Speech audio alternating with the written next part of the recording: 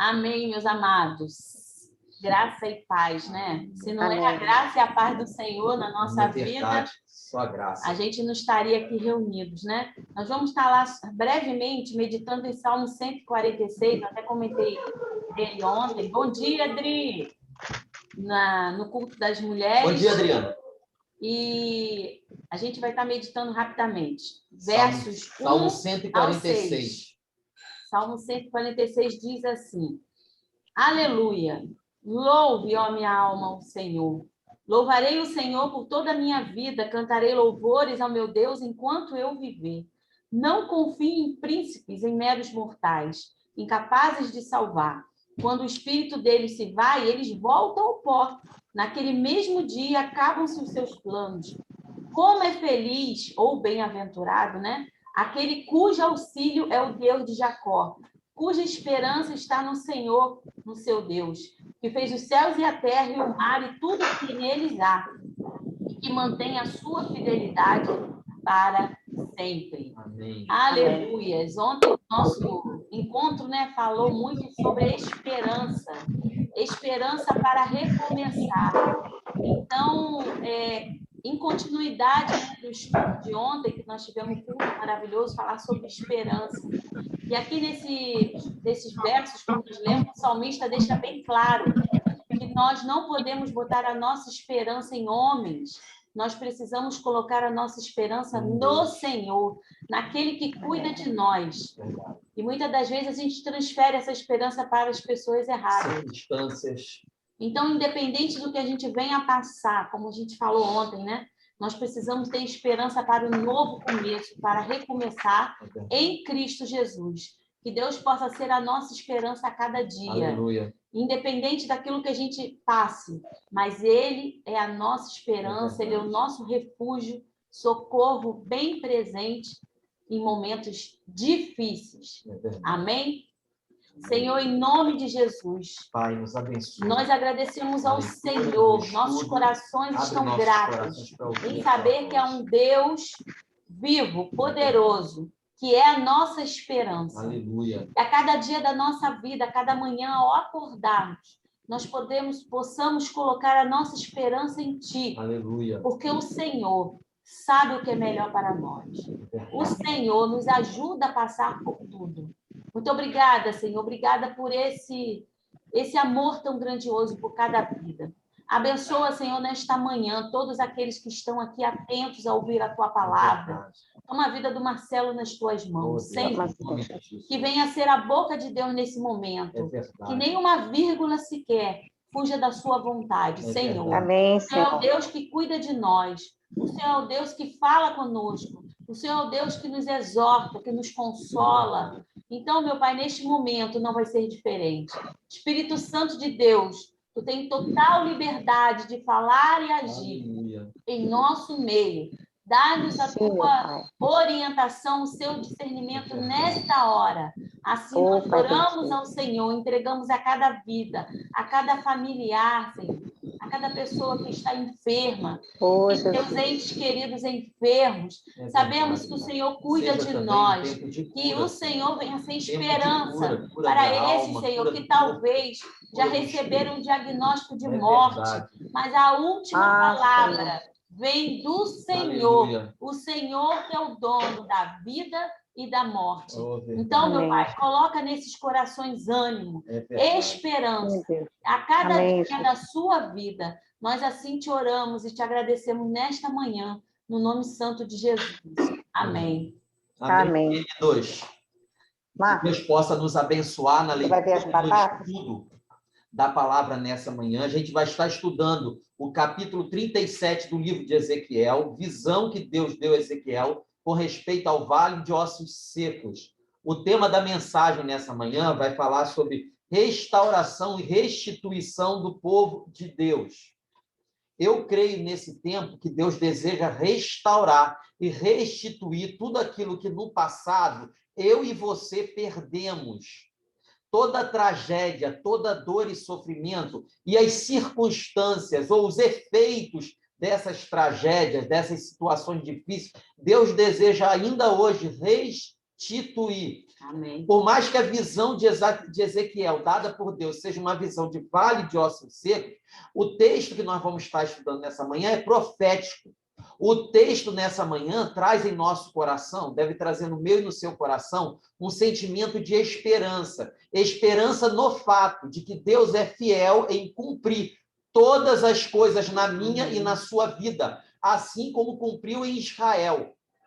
Assim como Deus foi fiel com Israel, assim como ele cumpriu as alianças e as promessas a Israel, Deus também é fiel para cumprir na minha e na sua vida. Existe uma relação muito próxima entre a realidade, aquilo que Deus fez e operou e cumpriu em Israel do passado, e a igreja de hoje, que somos eu e você. E é dentro dessa relação que a gente vai estar estudando restauração e restituição. Aleluia. Ezequiel, capítulo 37, eu quero ler apenas uns versículos, até o versículo 12, de 1 a 12, Ezequiel 37. Quem não pegou a caneta, por favor, e puder pegar uma caneta, papel em branco para anotar mensagem, lições importantes de Deus para a tua vida. Amém? Amém. Ezequiel, Velho Testamento, isso aí vocês... Profeta Ezequiel, capítulo 37, do verso 1 ao verso 12. Se não achou ainda, não pense que sumiu da Bíblia, não, tá aí. Ezequiel, profeta maior, Ezequiel. Jeremias, Lamentações, Jeremias, Ezequiel. 37. A mão do Senhor estava sobre mim, e por seu espírito ele me levou a um vale cheio de ossos. Ele me levou de um lado para outro, e pude ver que era enorme o número de ossos no vale, e que os ossos estavam muito secos. Ele me perguntou: Filho do homem, estes ossos poderão tornar a viver? Eu respondi: Ó soberano Senhor, só tu o sabes. Então ele me disse: Profetize a estes ossos e diga-lhes: ossos secos, ouça a palavra do Senhor. Assim diz o soberano, o Senhor, a estes ossos: farei um espírito entrar em vocês e vocês terão vida.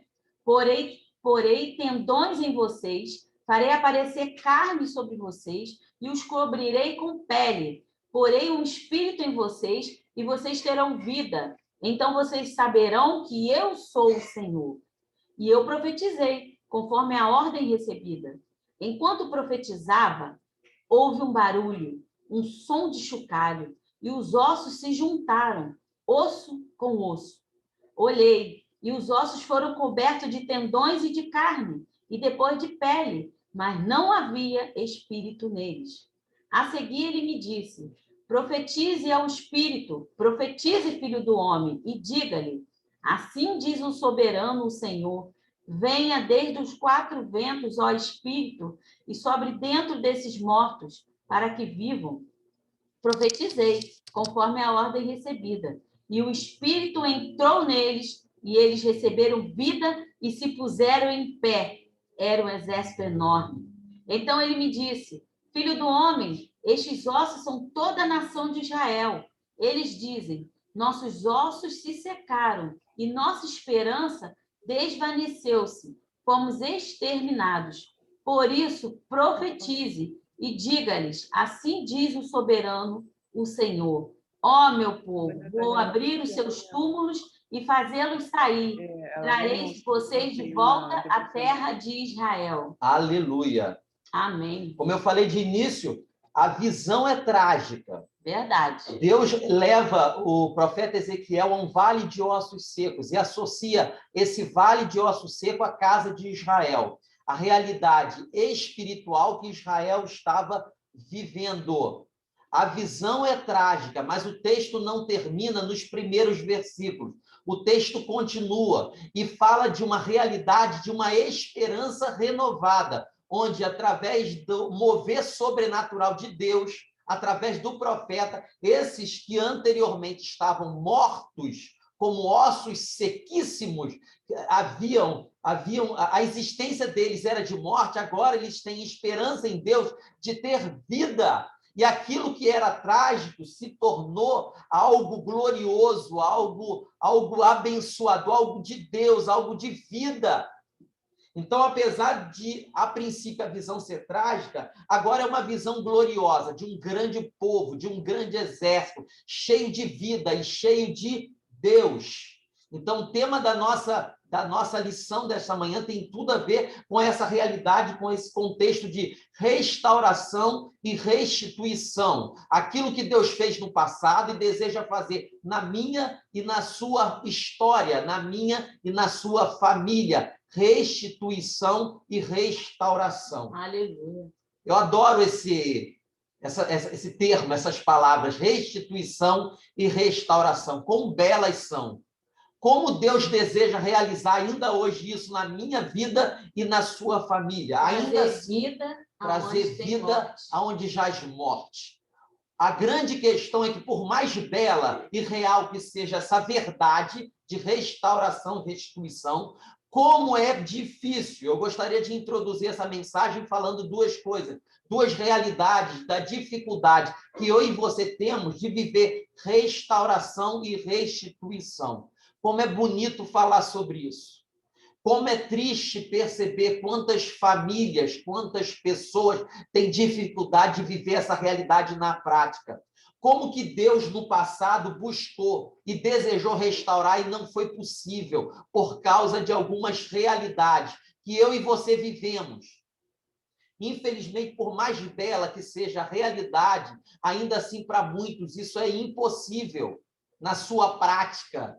Tem muita gente de Deus, dita de Deus, tem muita gente dita cristã, que vive tragédias em cima de tragédia constantemente, apesar de Deus estar falando também constantemente ao coração delas, trazendo esse sentimento e esse desejo de restituição. Infelizmente, restituição não é uma realidade para todos, porque nem todos entendem qual seja o propósito e a vontade de Deus para a sua vida. E entendê-la é de extrema importância. Então, duas questões eu quero pensar em vocês que dificultam. Como isso dificulta muitos irmãos, como vocês entender e viver esse tempo de restituição. Primeiro, para viver um tempo de restituição, é necessário que você discirna, tenha discernimento do tempo e da realidade que você está vivendo. Se você for ler todo o texto do capítulo 37, ele nos diz que o povo de Israel tinha consciência, eles tinham entendimento da realidade que eles viviam. O texto diz que eles se viam como mortos. A realidade deles é como alguém que está numa sepultura. A realidade deles é como alguém que foi devastado pelo inimigo, pelas circunstâncias, e hoje se encontra em meio a um exílio completamente destruído. Então, quando Israel olha a circunstância e o contexto que está vivendo, ele consegue claramente perceber e discernir a sua realidade de morte. Infelizmente, nem sempre eu e você temos essa mesma visão. E isso dificulta muito, amados. Você receber de Deus a cura, a restituição, a restauração. Porque por mais que nós olhamos para alguns e fala assim, Deus precisa realizar isso na sua vida. A sua família, a sua realidade de vida, o seu contexto é um contexto de morte. Deus deseja trazer mudanças, ainda que eu pense dessa forma. Para muitos, isso faz parte da naturalidade. A dor e o sofrimento para muitos se tornou uma coisa comum. Comum. Para alguns chega a ser absurdo, que parece que também é necessária, como se fizesse parte da vida. Então eu percebo que muita gente não vive restituição porque se acostumou com a sua dor, com o seu lamento, com a sua tragédia, e não consegue ter uma visão clara do tempo e da realidade que está vivendo. Talvez você esteja me ouvindo aí e esteja convivendo com uma tragédia familiar. A dor é tão grande, mas já dura tão tempo que você se acostumou. E aí até buscar Deus cria-se dificuldades, porque você já está tão acostumado com isso, nada muda. Se acomodou a essa realidade de dor e sofrimento. E aí nem Deus, quando o homem se acomoda e não o busca, nem Deus é capaz de mudar essa realidade. E o texto que nós estamos estudando fala de uma ação poderosa de Deus, ainda que haja morte. Deus deseja curar. Deus deseja transformar, mas Deus também deseja que você não se acomode a essa realidade de dor e sofrimento e creia que é possível, sim, Aleluia. viver restauração. Em nome de Jesus. O texto que nós estamos lendo também, para mim, tem tudo a ver com a igreja do tempo de hoje. E a dor e o sofrimento e as dificuldades dessa igreja não tem relação direta com relação ao coronavírus, da pandemia que a gente está passando. Não tem. Os problemas que a igreja tem enfrentado hoje, na verdade, são problemas antigos. Antigos. Problemas com as questões doutrinárias, problemas com questões de comunhão, problemas com relação à pregação do evangelho nos dias de hoje, problema com excesso de tradicionalismo ou de excesso de pentecostalismo. Os problemas da igreja são antigos. Talvez essa pandemia só mostrou a cara dele, a face desse problema mais claramente. Talvez. Então, eu acredito que, assim como nós falamos de um tempo de morte, muitas das vezes esse tempo de morte tem relação também com uma igreja que, na maioria das vezes, não tem vida dentro dessa estrutura, dentro desse organismo. Então, que eu creio também que esse tempo é um tempo de Deus falar à igreja. A igreja no seu sentido mais amplo, como corpo de Cristo. Assim também como fala comigo e com você. Porque nós também somos igreja. E precisamos discernir, ter entendimento da vontade de Deus. E dessa forma, a restituição virá. E você será alvo dessa graça e dessa misericórdia e poderá testemunhar, como muitos do passado fizeram, testemunhar das grandes obras que Deus tem realizado no passado, mas também ser grato a Deus por aquilo que Ele faz hoje na sua vida, meu irmão. Amém. E Deus deseja fazer isso hoje na sua vida. Amém. Em nome de Jesus. Ponto 2. Primeiro, eu falei da falta de discernimento. Isso é um grande impedimento. Muitas famílias, muitos lares não recebem de Deus graça restituidora, porque as pessoas envolvidas, a casa de Deus ali naquele contexto não tem visão. Falta discernimento. Ponto 2. Também falta vida com Deus. Falta conhecimento de Deus. Falta saber profundamente quem é Deus nessa história. O texto que nós acabamos de ler fala que Deus é Deus que cria. Deus é gerador de vida em meio à morte. Aleluia. Tem muita gente que depois de passar por muito sofrimento, esquece quem é Deus na sua realidade. Esquece do poder. Ele é aquele que na hora do culto está lá, o pastor ora, e depois eu volto para casa e volto à mesma realidade. Deus é aquele que não ouve a minha oração, e como eu clamo. Deus é aquele que a gente sempre está falando, mas eu nunca vejo ele presente. E aí você se acostuma com essa realidade de um Deus que para você é ausente, mas que para mim ele é muito presente. Aleluia. E ele conhece os nossos corações. E ele deseja gerar em você fé, uma fé poderosa, uma fé que é capaz de mudar realidades. Deus, meus amados, é Deus presente, é Deus poderoso. Como nós falamos ontem, é um Deus de recomeço. De recomeço. Aqui foi um recomeço, né? Naquela nação ali, né? É verdade. Estava morto. É verdade. E trouxe vida. E hoje também Deus é esse Deus, é verdade, mesmo Deus, que pode traz vida. Aonde jaz morte. Então, primeiro, busque a Deus discernimento da sua realidade. E segundo, creia que Ele é poderoso para mudar. Amém. Ele só não muda se você não quiser. Por isso que Paulo fala em Romanos capítulo 12 que é preciso que eu e você mude a forma da gente pensar. A gente pensa errado, a gente entende errado. É necessário uma transformação de mente para que você receba a cura e a transformação que eu creio. Muitos de vocês que estão me ouvindo têm pedido constantemente a Deus. Então, entenda a sua realidade e creia que Ele é poderoso. Tem um texto que eu sempre comento sobre ele, eu sempre lembro dele, eu amo esse texto que está lá em Lucas, capítulo 1, versículo 37. Porque Deus é poderoso e para Ele nada é impossível.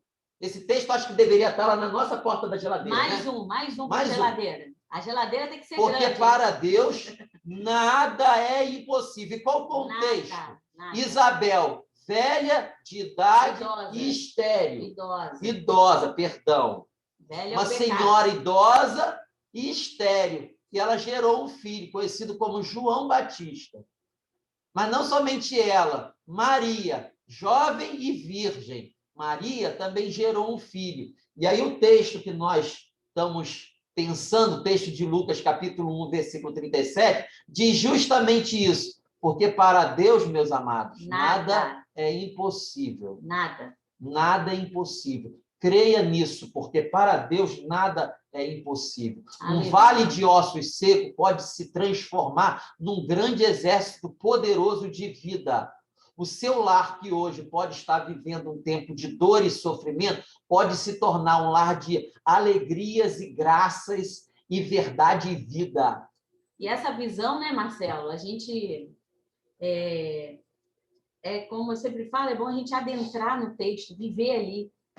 Imagina uma visão dessa, onde só tem osso espalhado. É verdade. Não tem nem visão corpo em decomposição, e triste, não. Ali é uma morte, é uma morte decretada. É verdade. Quem poderia dar vida a ossos secos? E olhando natural, né, os olhos naturais nossos, humanos, não teria jeito. Verdade. Se juntar osso por osso, não teria tendão por tendão. Só Deus para dar vida. Carne por carne. Os ossos tudo espalhados se encontravam. Gente, é esse Deus poderoso que é um Deus de vitória, de bênção, de reconstrução e organizado, né? Ele não fez nada antecipado, ele foi parte a parte. Ó, primeiro são os ossos, se juntaram. Tendões, depois carne, foram os tendões. Pele, depois foi a carne. Pele, e aí viu que espírito. Ainda não era... Não tinha vida. Totalidade ali pronta. E aí veio o Espírito. É verdade. Deus é assim, amados. Às vezes o nosso milagre não é assim de uma hora para outra. É verdade. Ele é passo a passo. É verdade. Mas a gente precisa confiar e Ezequiel obedeceu a Deus. Verdade. Né? Primeiro ele recebeu a ordem de Deus para juntar ali o corpo. Profetizar e agora, sobre ele. Profetizar. E agora ele recebeu a ordem de... Então, por mais, amados, por mais que, ao olhar o texto, a crise seja devastadora, por mais que eu olhe para você, para a sua história, para a sua família e perceba que a dor é extrema, ainda assim, Deus não está limitado. Aleluia. Escreva isso aí. A crise desesperadora que você ou eu possamos estar passando não limita a ação de Deus na sua vida e em sua realidade. Amém. Sofrimento não limita, dor não limita, tristeza não limita, tragédia não limita, porque quando Deus quer fazer, Ele faz. Ele é poderoso e soberano para realizar e trazer vida. Ah, mas a minha dor, mas o meu sofrimento, mas a minha história. Já está errado. Se Deus quiser, não é nosso. Né? A gente tem mania de adotar, é meu problema. Sai para lá, não é meu nada. Então, dores não limitam a ação de Deus. E por mais que grandes elas sejam, não limitam. Quando Deus quer fazer, Ele faz. E o milagre da restauração não é... Ponto 2 para a gente pensar nessa introdução. O milagre da restauração não é obra humana. Por mais que você queira, por mais que você decida, por mais que você invista, por mais que você lute, não é obra humana. Você tem que unir a sua vontade à vontade do Senhor. Entenda isso. Você tem que estar unido com Deus, com o Pai. Eu sei que a tua luta é muito grande. Justamente por isso, a obra não é humana. A cura não pode vir do homem. Entenda isso. Deus quer fazer e Ele vai fazer quando você se unir a Ele. Ele quer que você tenha e busque uma comunhão íntima para que Ele opere essa maravilha na sua vida e na sua família. Então, o milagre de restauração não é obra humana. É duplo, né? Enquanto a gente lutar com as nossas forças, não vamos ter êxito. Mas iniciativa de Deus. Porque às vezes a gente perde a visão, como eu falei lá no início. A gente perde a visão. A gente pensa que sabe, mas não sabe. A gente pensa que entende, mas não entende. A gente perde a visão. Aí Deus renova a visão no nosso coração e traz discernimento. Aí a gente começa a perceber o seguinte, que é Deus que trabalha a nosso favor. Que é Ele que quer estar ao nosso lado trazendo cura. E quando a cura se realizar, você vai perceber que você esteve o tempo todo no colo dele. O tempo todo você esteve, foi no colo dele. Aleluia. Mas você tem que compreender, discernir isso. Amém? Ponto 1 dentro da lição para a gente pensar com relação a esse processo de restauração que Deus realizou em Israel e deseja também realizar na minha e na sua vida. Receba aí. No contexto do livro de Ezequiel, o profeta Ezequiel é mais um dos exilados que entrou na Babilônia. Ele se encontra no contexto do livro mais ou menos no século VI, entre o ano 580 e 600 a.C. Ezequiel, ele fala de um exílio, Ezequiel fala de uma dor, Ezequiel fala de um sofrimento que ele também vive. A visão que Ezequiel teve tinha relação direta com ele próprio. Ele também estava vivendo junto aos exilados. Ele não compartilhou, o profeta não compartilhou com as mesmas atitudes de pecado do povo, mas ele foi um instrumento em sua geração profético para trazer cura e para gerar mudança. Vida, o contexto mais amplo está falando, o próprio livro de Ezequiel nos fala dos dois cativeiros, seja do 722 com a Síria, seja do 586 com a Babilônia. Porque tanto um quanto o outro, o fato é que a realidade é a mesma, pecado. Lá no primeiro exílio, Deus já havia levantado seus profetas falando que faria se o povo permanecesse em pecado, se o povo permanecesse andando distante dele, se o povo permanecesse fazendo alianças com o inimigo, com outras nações, se o povo continuasse andando em meio à idolatria e pecado e prostituição. E aí Deus permitiu que o povo fosse assolado com o primeiro cativeiro. Depois, o povo de Israel ainda assim não aprendeu. A primeira das 10 nações foi destruída lá na Síria. E agora, sobre Judá, vem também a mão de Deus trazendo juízo. Antes, trazendo alerta. Deus clamando ao povo para que viva em santidade e em temor. E eles continuaram fazendo alianças com o inimigo, andando distantes de Deus, caindo no pecado da idolatria. Aí a segunda parte de Israel, Reino do Sul, também caiu. E agora pela Babilônia. E Ezequiel é mais um. Qual é a realidade do povo dentro desse contexto mais amplo? Qual é a realidade de Israel? E talvez qual é a minha e sua realidade dentro desse contexto do que nós estamos estudando?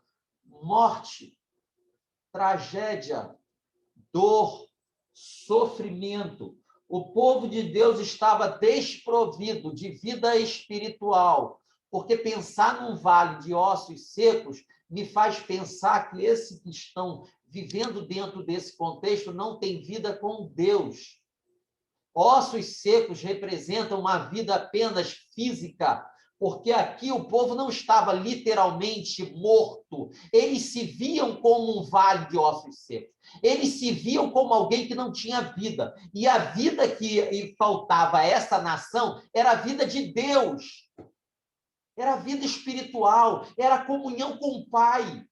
E aquele que perdeu no caminho essa comunhão, a realidade dela agora é como de alguém que vive no contexto de um vale de ossos secos, porque não tem comunhão com o Pai e com Deus.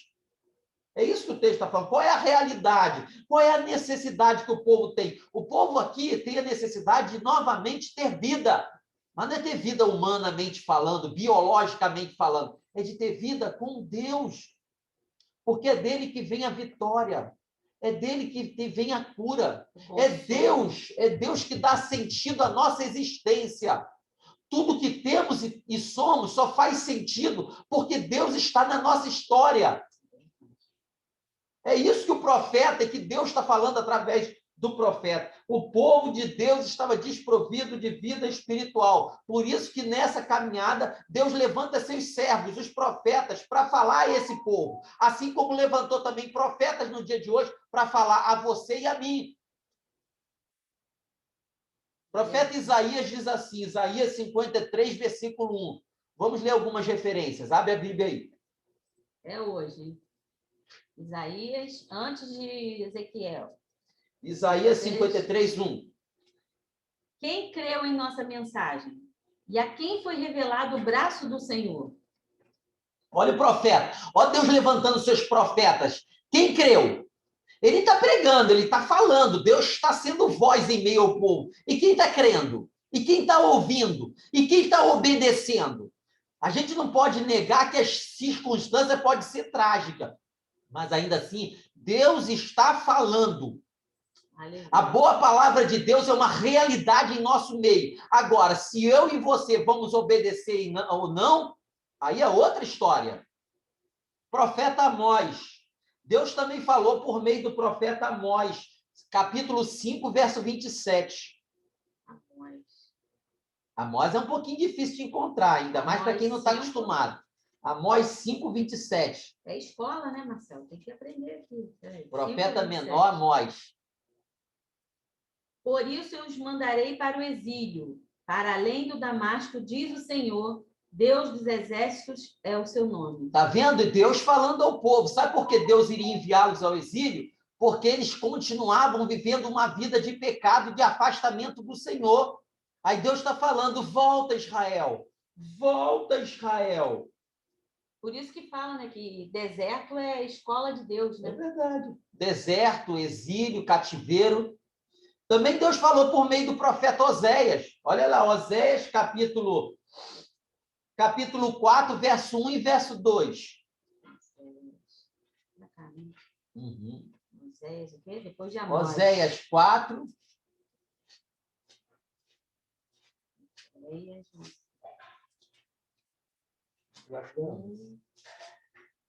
Alguém achou Oséias aí? Estou procurando. Oséias está lá com o Senhor. Profeta Oséias, capítulo 4, verso 1, verso 2. Capítulo 4. Achou. 1 e 2. 1 e 2. Israelitas, ouçam a palavra do Senhor, porque o Senhor tem uma acusação contra vocês que vivem nesta terra. A fidelidade e o amor desaparecerão desta terra, como também o conhecimento de Deus. Está vendo? Só se vê em maldição, mentira e assassinato, roubo e mais roubo, adultério e mais adultério. Ultrapassam todos os limites e o derramamento de sangue é constante. Amém. Está vendo Deus falando com o seu povo? Ainda que Israel convivesse com uma realidade como essa, de dor, sofrimento, fruto dos seus próprios pecados e das suas próprias maldades, Deus está falando. Deus está trazendo uma mensagem, a princípio, de juízo sobre o pecado, mas também uma mensagem de volta, de esperança, de restauração. Mas Israel se nega a ouvir. Infelizmente, muitos de nós, Igreja de Cristo, também, por causa das nossas múltiplas dificuldades, ou nosso desejo de viver ainda uma vida debaixo dessa carne que milita contra o espírito, essa natureza carnal, acaba trazendo de Deus para nós juízo, porque Deus odeia o pecado. Deus ama uma vida de comunhão e santidade. E por isso, às vezes, por causa das nossas atitudes, a gente atrai juízo, como foi com Israel. Deus também falou por meio do profeta Jeremias. Lamentações de Jeremias, capítulo 1, versículo 5. Jeremias e Lamentações de Jeremias. Capítulo... Jeremias, depois vem Lamentações de Jeremias. Capítulo 1, versículo 5. Ai de mim não conhecer esses livros da Bíblia. 1, 5, né, Marcelo? Isso. Seus adversários são os meus chefes, seus inimigos estão tranquilos. O Senhor lhe trouxe tristeza por causa dos seus muitos pecados. Seus filhos foram levados ao exílio, prisioneiros dos adversários. Está vendo aí? A consequência do juízo, na verdade, do exílio, foi os pecados de Israel. Os pecados geraram morte. Não era desejo de Deus e nem vontade do Senhor que eles vivessem toda aquela tragédia. Mas, infelizmente, eles não quiseram ouvir a boa palavra de Deus, trazendo cura e trazendo esperança. Então, Deus, na caminhada, nos permite entender e reconhecer a nossa realidade de sofrimento, de dor, para que a gente se volte para Ele. Então, essa era a realidade e a necessidade que a gente percebe, porque eu e você, muitas vezes, não temos vida com Deus, vida espiritual, vida com o Pai, comunhão com Cristo. E essa realidade de restauração nem sempre é visível, ainda que Deus queira.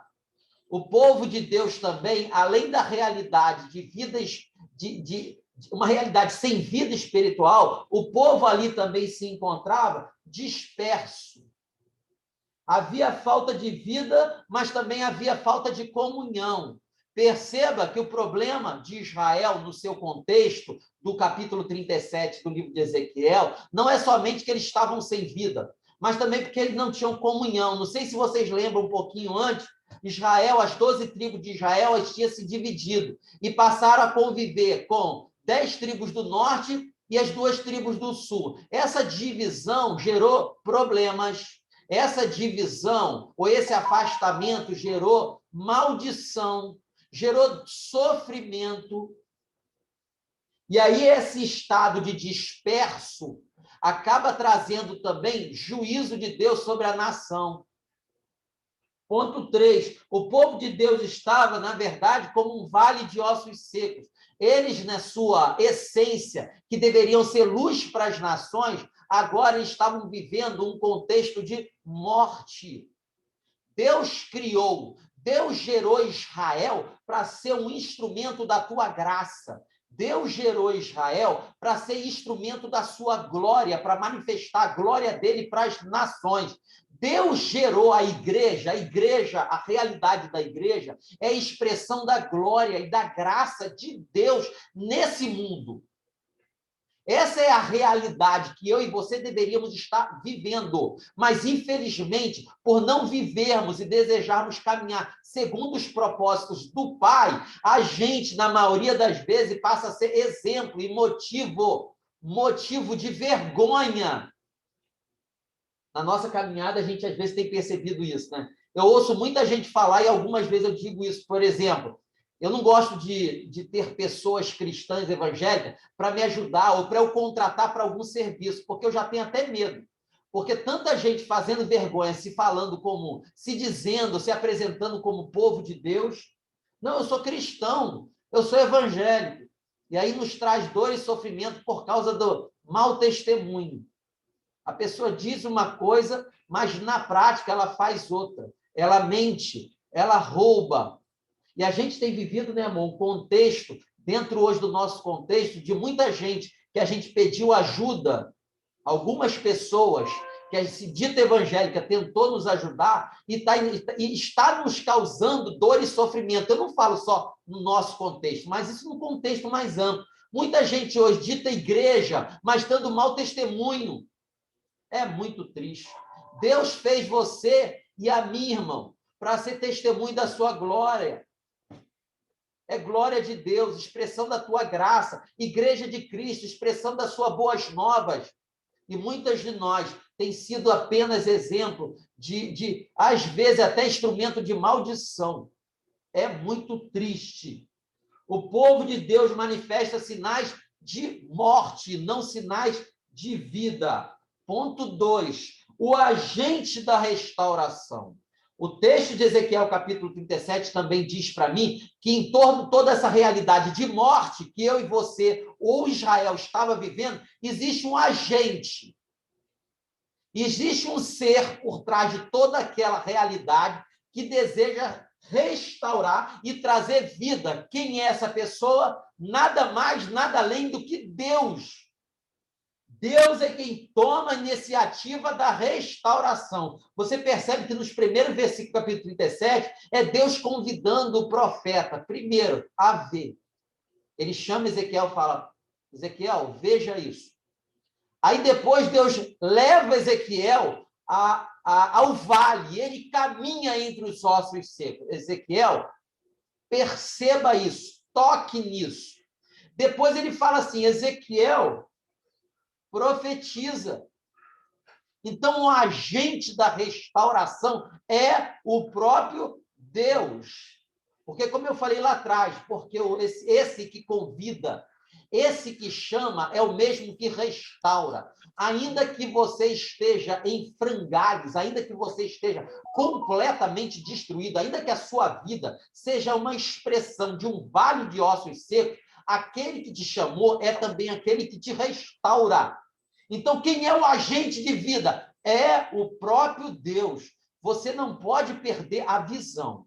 Você não pode perder de vista que aquele que te chamou é aquele também que te restaura. E por mais difícil ou por mais complexo que seja esse processo na sua e na minha vida, ele é poderoso para fazer. E faz. Ainda que você não compartilhe, ainda que essa dor esteja no profundo do teu coração, ele é poderoso para tocar e alcançar essa dor e trazer restauração.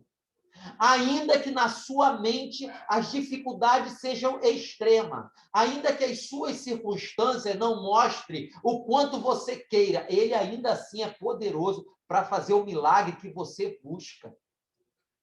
Deus é fiel. Deus é quem age milagrosamente, levantando mortos da sepultura. Porque essa era a realidade de Israel. E, infelizmente, muitos hoje vivem essa mesma realidade, como quem tem vida, mas convive em meio à sepultura. No seu coração, essa pessoa se sente morta. Essa era a realidade daquele povo. Essa pode ser a sua realidade, mas deixa eu falar de outra realidade. Deus ainda vive, amado. Deus ainda é Deus presente. Deus ainda cura. É verdade. Deus ainda transforma. E esse Deus que fez no passado também deseja fazer na sua vida. Por mais difícil, por mais doloroso, por mais complexo, por mais que você esteja vivendo uma realidade que contradiga tudo que eu estou falando, Deus é Senhor e soberano. E se Ele quiser fazer, Ele faz. Aí ele pergunta no versículo 3 ao profeta assim: se eu quiser, se acha, você acredita, se é possível desses ossos secos se tornar novamente num exército, deles terem vida? O versículo 3 do capítulo 37. Ele perguntou: filho do homem, estes ossos poderão tornar a viver? Eu respondi: ó soberano Senhor, só eu o sabes. Só tu o sabes. Na verdade, o profeta Ezequiel está falando assim, ó. Na verdade, Senhor, não é que tu sabes, é que tu podes operar. A ideia do profeta é assim: Senhor, só tu podes operar. Ele cria que somente Deus poderia tornar aquilo que estava seco, morto, em novamente vida. Ele não tinha dúvida no coração, né? Não tinha. Ele tinha certeza de que Deus poderia renovar a esperança, a vida, aquele povo.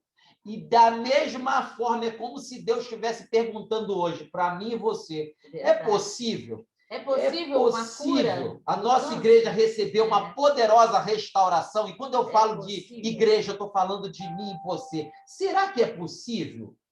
É possível termos jovens voltados e dedicados ao Senhor, vivendo uma vida santa hoje, nesse tempo tão difícil? Será que isso é possível? É possível hoje líderes e pastores como tochas acesas na mão do Senhor, como instrumentos da graça, novamente de reviver esse tempo de líderes chamados como instrumento e tochas vivas na mão do Senhor? Será que é possível?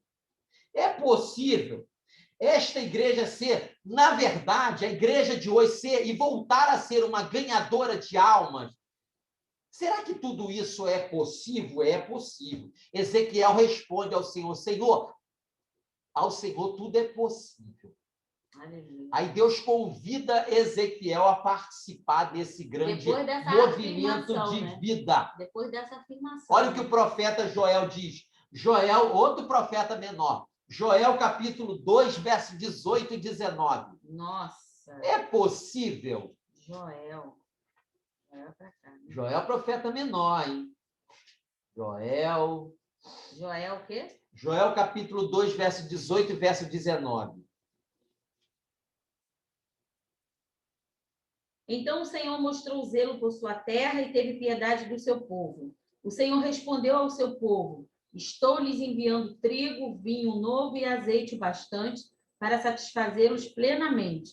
Nunca mais farei de vocês objeto de zombaria para as nações. Está vendo? É possível. O profeta Joel profetizou que era possível, sim. Desde que você creia que ele é poderoso para fazer, desde que você o busque de todo o coração, com tua alma e teu coração e creia que ele é poderoso para fazer. Desde que você creia e o busque, ele é poderoso. E o livro, e o profeta Joel fala isso. Agora ele não vai trazer mais sofrimento. Agora ele vai trazer prosperidade, porque você creu. Contra toda a realidade e dor que estava sofrendo, você creu. Como você falou, né, Marcelo? Deus é o agente, mas nós somos os participantes. É verdade. Eu lembro de uma observação. Ainda que eu e você saibamos, ainda que eu e você saiba que ele tudo pode fazer, isso não diminui nossa responsabilidade com relação à missão que ele nos deu. Ainda que eu e você saiba que ele pode fazer todas as coisas, isso não diminui a nossa responsabilidade, assim como não diminuiu a responsabilidade de Ezequiel com relação à vida que Deus queria trazer àquela nação. Deus fala assim a Ezequiel: Ezequiel, profetiza. Ele poderia fazer? Poderia. Ele é poderoso para fazer? Ele é poderoso para fazer. Ele age sem intervenção de ninguém? Ele age sem intervenção. Mas ele escolheu agir usando a sua mão, a sua boca, a sua vida. Aí ele fala assim: Ezequiel, profetiza. Ezequiel agora passou a ser, diante de Deus, um instrumento de vida, um instrumento profético de vida. Talvez a nação naquele tempo não estava vivenciando a restauração que Deus prometera, mas o profeta já sentia essa restauração invadindo o seu coração, ainda que vivendo em meio aos exilados, porque Deus falou e vai cumprir. Hoje a paz e a alegria que o profeta sente é fruto do fato que Deus fala, que Deus revela e que Deus realiza, porque ele é fiel. Aleluia. O instrumento, ponto 3, o instrumento da restauração. 2 pontos a pensar. Instrumento. Qual o instrumento que Deus usa para trazer restauração àquela nação que estava no estado de morte? Qual o instrumento que Deus hoje usa para trazer vida e restauração à sua realidade, que pode ser, como a de Israel, uma realidade de morte? Primeiro, a sua própria palavra. Ele fala assim para Ezequiel: Ezequiel, profetiza. Ezequiel, seja você minha boca. Ezequiel, fale. Fale das verdades e da palavra que eu colocar na sua boca. A palavra dita por Deus para ser falada por meio da boca de Ezequiel era a mesma verdade que hoje nós temos em nossa mão, as escrituras sagradas. É dela que a gente alcança vitória, restauração. Aí Deus diz ao profeta: profetiza, que por meio da minha palavra tudo será e se fará novo. Os estudiosos e teólogos dizem que a mesma forma do profeta, da mesma maneira que o profeta profetizou vida, foi da mesma forma que Deus profetiza vida sobre, por exemplo, a pessoa de Adão lá na criação. Fôlego de vida. Fôlego de vida. E quando Deus sopra naquele boneco de barro que Deus tinha feito a Adão pelas suas próprias mãos, ele sopra o Espírito da mesma forma, e a mesma expressão deixa entender que é como o profeta falando sobre a nação que estava destruída, morta. Quando ele fala, quando a palavra fala e ministra, ela traz vida, aonde jaz morte. Então a palavra é instrumento de vida. Por isso que nós, professores, ficamos o tempo todo falando assim para cada um de vocês. Gente, leia a palavra. Gente, medite na palavra. E tem até uma música para as crianças que a gente canta muito. Leia a Bíblia e faça a oração. Isso aí, olha aí. Faça a oração. Tá vendo? Se quiser crescer. Olha então, aí. basicamente, a palavra é o instrumento de restauração. É difícil entender e perceber que muitos de vocês provavelmente tenham várias Bíblias em sua casa. Eu tenho várias. Escritos sagrados eu tenho muitos. Livros de apoio eu tenho vários. Mas por que é tão difícil a gente se dedicar mais a meditar nessa verdade que restaura? Olha, por mais que nós tenhamos, ainda assim, nós temos dificuldades extremas de leitura e meditação. Tem muita gente que usa a Bíblia apenas como livrinhos de promessa. Muita gente fala, e eu repito, como aqueles versículos, como caixinhas de promessa, né? E aí abre a Bíblia, tira um texto e fala, oh, Deus falou comigo. E na maioria das vezes, Deus nem está falando necessariamente com aquela pessoa. E o inimigo... Porque Deus não trabalha dessa forma. O inimigo sabe dessa arma poderosa que a gente tem. É a palavra. E aí, o que ele faz? Coloca preguiça. É verdade. Sono, cansaço. Falta de tempo. Tempo. Muito falta de tempo. Quando a gente fala assim, você está lendo? Estou trabalhando muito, chegando tarde. Estou acordando tarde, estou acordando cedo para trabalhar, fazendo... E aí a gente vê muitas desculpas. E aí a restauração que Deus promete não se realiza, não se cumpre. Por quê? Porque você não entendeu que o instrumento é a palavra. E o povo perece? Por falta de conhecimento da palavra. E a restauração não vem por falta de conhecimento da palavra. Essa é a verdade. Ponto 2. Outro instrumento. Espírito Santo. Deus fala ao profeta assim, o sopro, ou a verdade, ou a palavra, a que traz vida é o Espírito. O Espírito que traz vida. E quando a gente busca esse Espírito por meio da palavra, essa presença, essa revelação que o Espírito Santo traz por meio da palavra, esse Espírito traz vida. O verso 5 diz que é quando o Espírito entra nos ossos que eles recebem vida. Ezequiel, capítulo 37, versículo 5.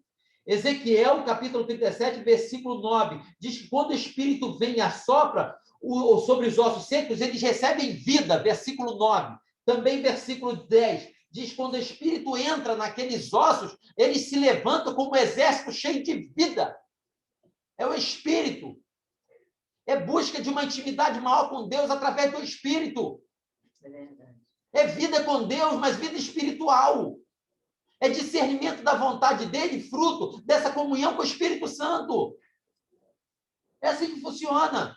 É busca de meditação, de leitura, dessa intimidade com a palavra, mas também de busca com intimidade diretamente com Deus. Precisamos do sopro do Espírito sobre as nossas vidas. Precisamos ser cheios.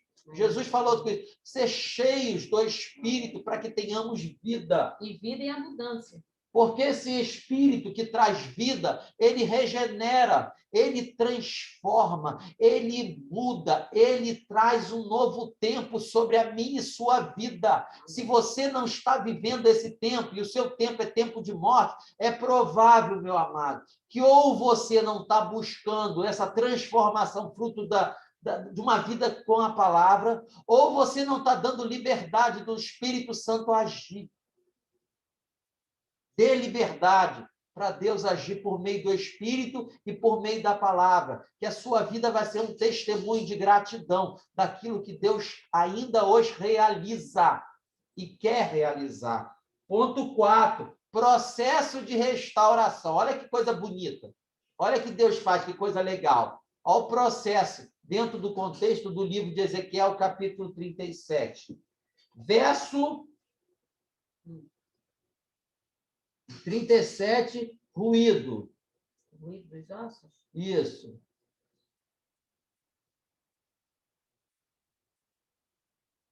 E eu profetizei conforme 7. A ordem recebida. Enquanto profetizava, houve um barulho, um som de chocalho, e os ossos se juntaram. Primeira osso fase. Com osso. Primeira fase desse processo de restituição. A gente ouve um ruído, o profeta ouviu um ruído, um barulho, um mover, uma agitação, mas ainda assim, isso não era vida, tá? É só o início do processo. É uma mudança de mente, de postura, é um movimento diferente. Por exemplo, você nunca dedicou mais tempo à leitura. A partir de hoje você vai entender que você tem que buscar uma vida de meditação. É só um movimento. Ainda Deus não fez nada, mas a partir do momento que você se movimenta em direção a Ele, as coisas podem começar a mudar na sua vida e na sua história. É só um movimento. O texto diz que o profeta ouve o barulho.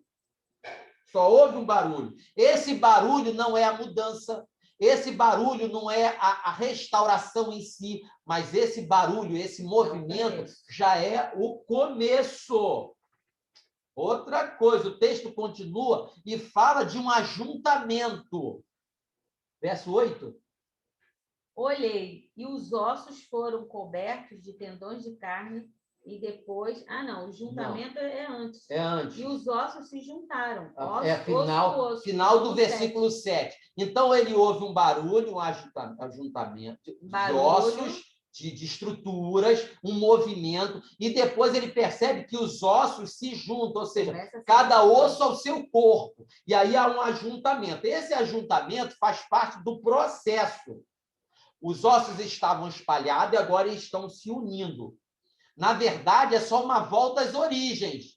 É só um desejo de se voltar para Deus.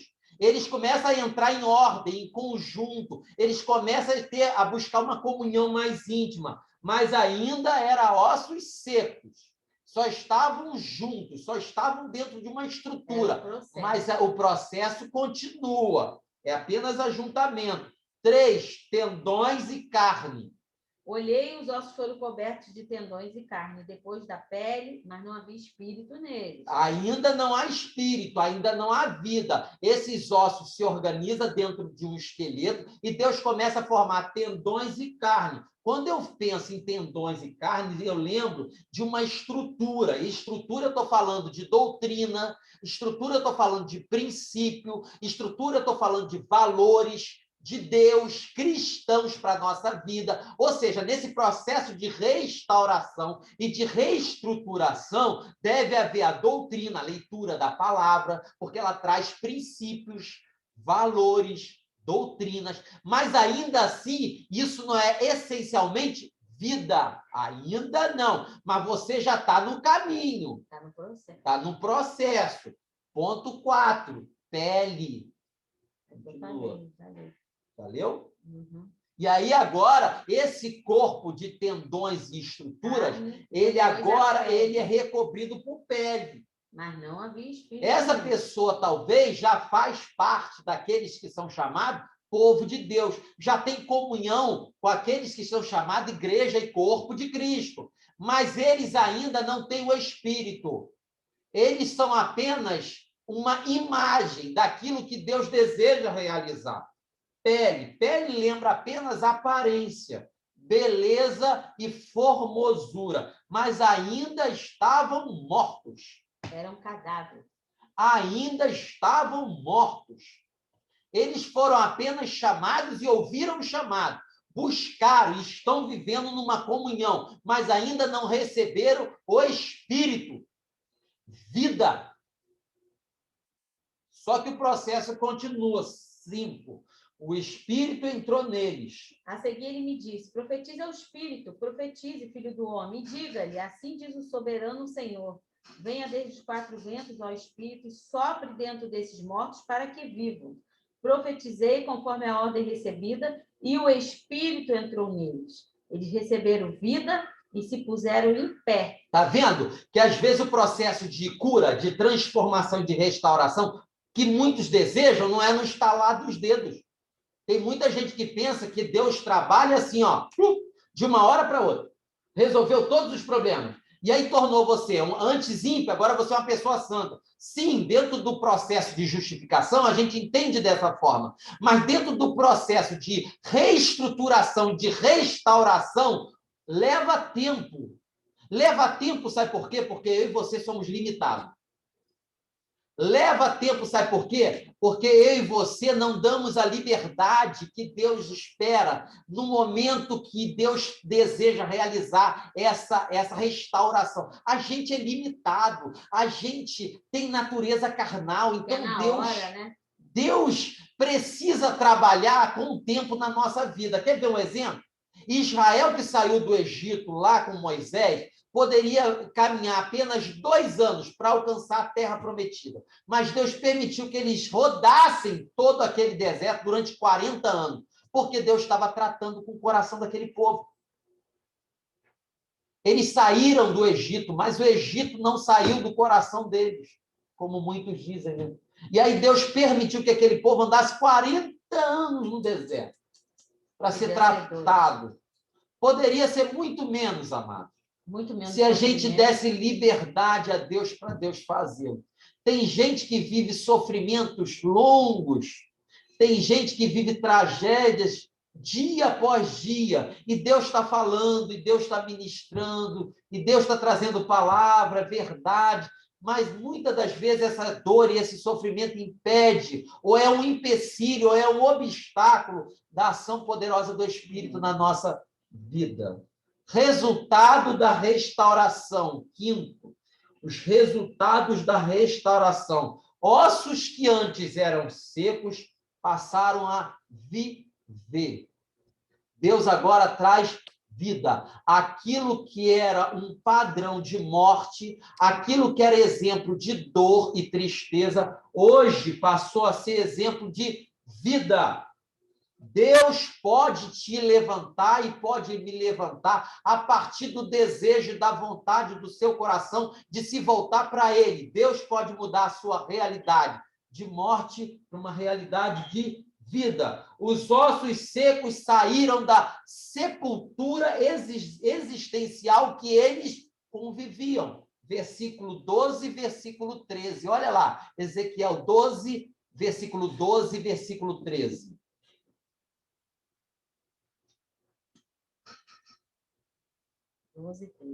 Por isso profetize e diga-lhes, assim diz o soberano Senhor, ó meu povo, vou abrir os seus túmulos e fazê-los sair, trarei vocês de volta à terra de Israel.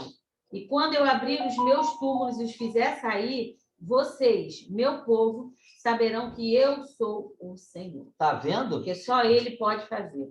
Engraçado que quando eu olho nesse texto, a realidade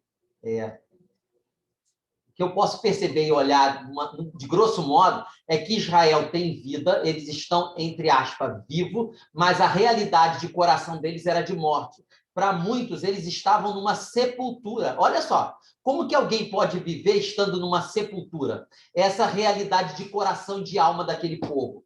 Infelizmente, com muita tristeza eu digo, muitos de hoje estão vivendo essa mesma realidade. Não consegue viver um tempo de vida de Deus, vida no Espírito. Muitos de Deus estão convivendo um tempo de morte. Quando eles começam a detalhar a sua história, você percebe que eles se encontram como num caixão. Era assim que Israel se via. Mas Deus faz promessas e diz assim, quando o meu Espírito Santo entrar no coração, no corpo, na mente deles, eles terão vida. E tudo se fará novo. Uma experiência profunda com Deus. Agora Israel não viverá mais um tempo de morte. Eles viverão um tempo de Deus, de glória de Deus, de manifestação da presença de Deus, da graça de Deus. Deus sempre quis fazer isso. Esse sempre foi o desejo do coração de Deus para com seus filhos israelitas.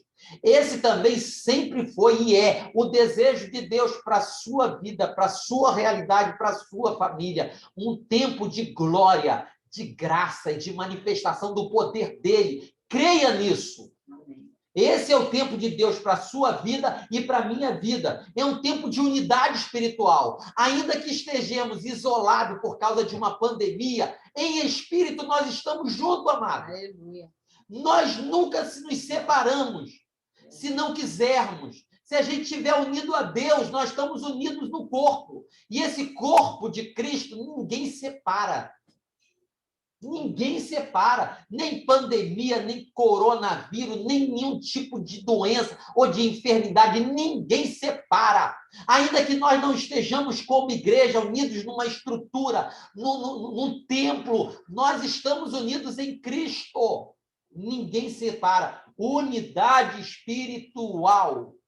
Isso ninguém separa. Talvez essa foi a grande lição que essa pandemia trouxe para mim. Para mim, essa foi a grande lição.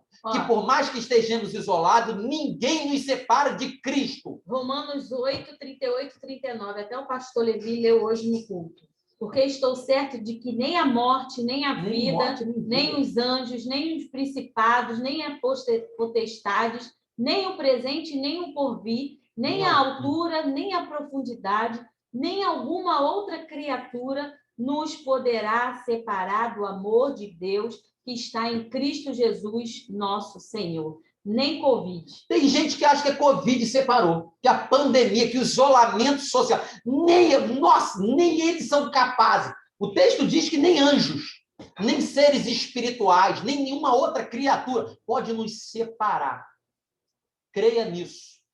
Creia nisso, creia na verdade, na palavra de Deus. Se Deus fala que não nos separa, não nos separa. Nós somos igreja de Deus, nós somos povo da bênção. E aqui nessa terra, nós somos expressão da glória dele.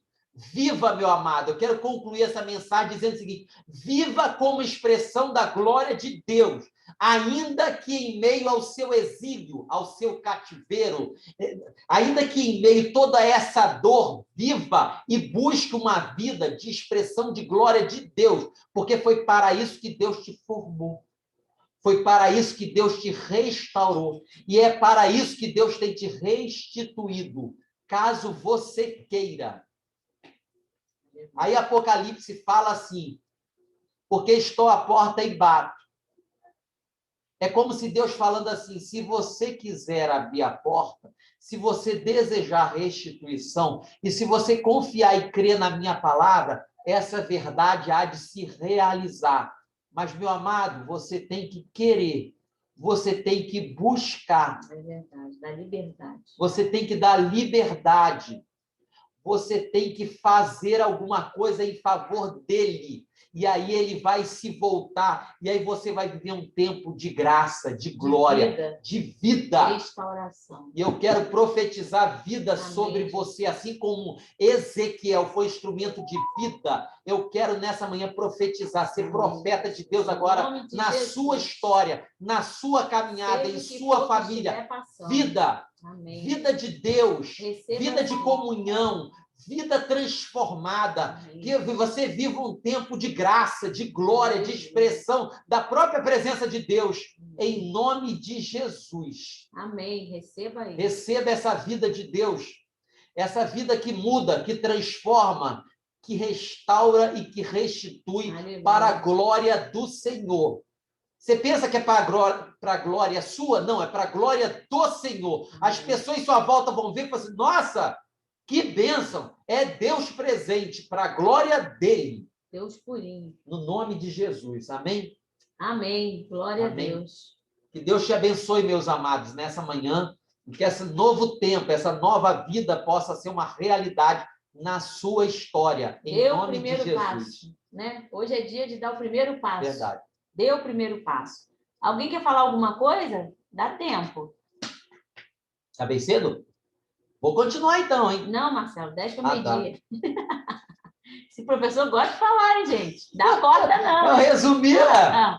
Blá. Que bênção. Gente, é uma alegria poder estar aqui essa manhã e compartilhar essa mensagem que Deus colocou no meu coração para você. Primeiro ministra nós, né? Eu fico triste, né, meu amado? Quando acontece alguma coisa, eu não posso. Por algum motivo, eu não estou aqui de manhã. Fica mesmo, gente. Como Deus é bom e misericordioso, renova, né?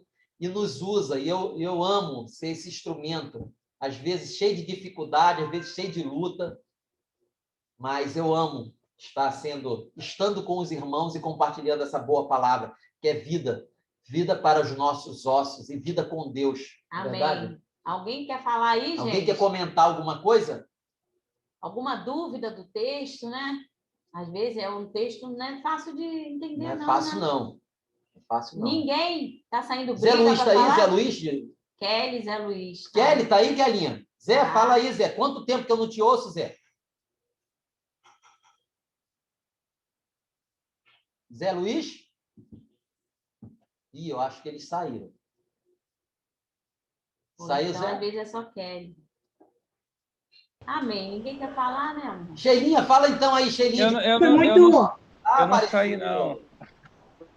O texto foi muito bom. Fala. Agora está todo mundo brigando aí. Não, deixa a Luciana falar. Fala, Lu. Oi, meus queridos. Não tenho muito o que falar, não. Só para agradecer mesmo. O texto veio ao momento certo, como sempre, né? A palavra do Senhor sempre ela é viva e vem no momento certo. Muito obrigado, Marcelo, por compartilhar esse texto com a gente. Amém. Amém. Fala, Zé Luiz. Ô, Sheiloca. Eu passo minha vez a Sheila, eu sou um cavalheiro. Ih, ó. Bem ó. Esses vascaínos são sempre humildes, né? Graças a Deus. Marcelo, eu queria assim, só basta a gente acreditar, né, que essa palavra Deus é muito poderosa. É verdade. Basta nós abrirmos nossos corações e dizer que Deus tem algo bom e de bom melhor para a gente, né? E a gente acreditar que existe vida assim. Em Deus, né, Guto? Acho que a gente acredita, passa dificuldades, negócio todo, mas nós temos que acreditar que Deus está sempre de tudo no presente, sempre ausente, sempre de favor nas nossas vidas. Aleluia. Basta nós acreditar. Amém. Verdade, Guto. Fala, Zé, agora. Zé, tô com saudade de você, Zé. Muito tempo que eu não te ouvo. Só dele? Sim, da família toda, mas em especial do Zé, porque a gente tem uma amizade, né? E aí a Kelinha... Só de Zé, né? Só saudade de Zé, né? É impressionante. É impressionante só saudade crentes, de Zé, né? Mole não é verdade. Crentes ciumentos. É uma inveja. Vigia, crente. É um bando de crente ciumento. Tá todo mundo com ciúme mesmo. A gente tem ciúme mesmo. Eu também estou com ciúme. Eu estou com saudade de Zé também. Guto, você tá com saudade de mim, Guto? Você quer me zoar, Guto? Você lembra de cabelinho colorido, Zé? Não, mas eu não falei. Mas... Ai, meu Deus. É muito tempo mesmo que a gente está sem se ver. Da última vez que eu tive... Mas eu tive comigo, Zé. Não é Sheila, Marcelo. Hoje eles vão. O negócio hoje é Marcelo e Zé. Você não está sabendo, não? Marcelo e Zé. Vou tirar minha significância. Tô fora. Eu não sei se está rolando um mistério. Sabe por que eu estou falando isso? Porque ontem as meninas estavam tudo juntinhas, né? Tudo juntinhas. Foi uma benção. Mas tá tudo... Aí agora eu não posso estar com os meus meninos. Faz o grupo. Aqui não né? Brincadeira. Isso aí, Alexandre. Olha só, gente, o comentário do... Vamos dar esses homens aí, Luiz. Cadê gente, aí? Tá aí também, ó. O comentário do Marcelo não pode gerar contenda entre os irmãos. Não, por favor. de jeito nenhum. Em nome de Jesus. Não, de jeito nenhum. O amor é grande. Eu sabia que você fosse o preferido. Não sou não, Márcia.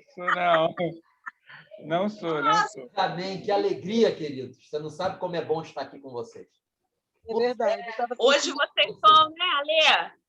Vamos dar um pulinho, sim. Deixar as meninas aqui, vamos. É verdade. Amém, queridos? Tá bom, Dri? Deus conceda uma semana de vitória para vocês. E vê se os homens fazem o grupo. Para homens, por favor. O grupo para os homens, por favor. Por favor. Depende. Por favor. Depende. Não pode ficar estreito, hein? Isso só está nos planos há muito tempo e não sai do papel, ou melhor, não sai da cabeça. Tá morto, mas então tem que reviver. Tem que dar vida isso aí, né? Tá dentro da... Tá guardado na caixinha, não sai dela. Aí, Zé. Ô, Zé, tem que botar esse grupo aqui, ó, Zé. No grupo, ó. Ô, Guto, isso aqui é um grupo respeitável, tá? Por favor, não queira colocar essas coisas no meio do grupo. Aí não, aí Deus não se agrada disso. Amém, Amém. queridos. Glória a Deus. A alegria do Senhor é nossa força. Sobre a palavra, Marcelo, essa palavra do Vale de Ossos Secos é tremenda demais, né? A gente vê uma coisa que é impossível, claro que é impossível aos nossos olhos, é impossível de acontecer, né, humanamente falando, né? E aí o Senhor faz.